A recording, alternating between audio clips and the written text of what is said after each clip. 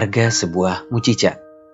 Seorang gadis kecil memecahkan celengannya, lalu mengambil semua uang di dalamnya, kemudian diam-diam menyelinap keluar dari pintu belakang.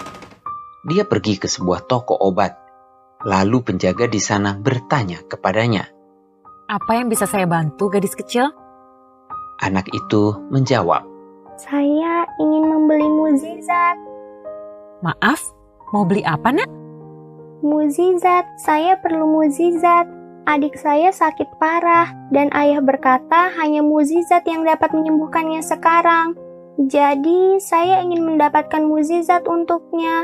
Berapakah harga sebuah mukjizat? Penjaga toko terkejut dan dengan lembut menjawab, Maaf, Nak. Kami tidak menjual mukjizat di sini.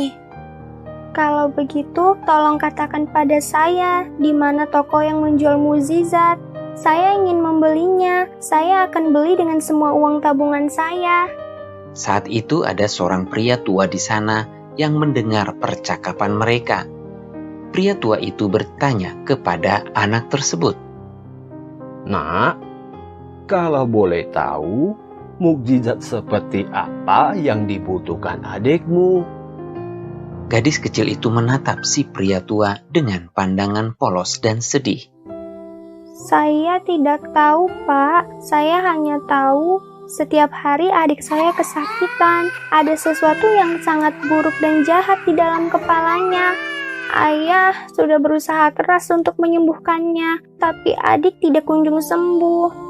Dokter bilang dia harus dioperasi, tapi kami tidak punya uang untuk membayar biayanya.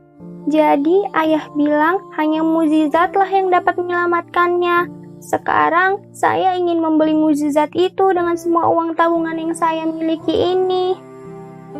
Oh, berapa banyak uang yang kamu miliki, Nak? Gadis kecil itu pun menghitung uang di tangannya, lalu berkata, Saya hanya punya 5.000 rupiah. Berapa ya harga mukjizat itu, Pak? Apakah uang saya cukup? Si pria tua itu berkata sambil tersenyum, Wah, kebetulan sekali. Harga sebuah mukjizat itu memang segitu. Dan kamu beruntung, karena saya punya mukjizat yang kamu butuhkan. Pria tua itu kemudian mengambil uang dari tangan anak tersebut, lalu berkata, Ayo, bawa saya ke adikmu. Kita lihat mukjizat apa yang dia butuhkan. Ternyata pria tua itu adalah seorang direktur rumah sakit ternama. Setelah melihat keadaan adik dari si gadis kecil itu, ia mengirim ambulans dan membawanya ke rumah sakit untuk segera dioperasi.